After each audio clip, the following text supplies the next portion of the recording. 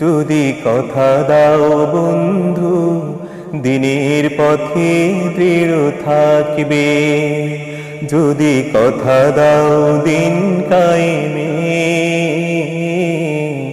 অগ্রণী ভূমিকা রাখবে, তবে তোমাকে গান শোনাবো যে গানের হৃদয়টা জাগবে।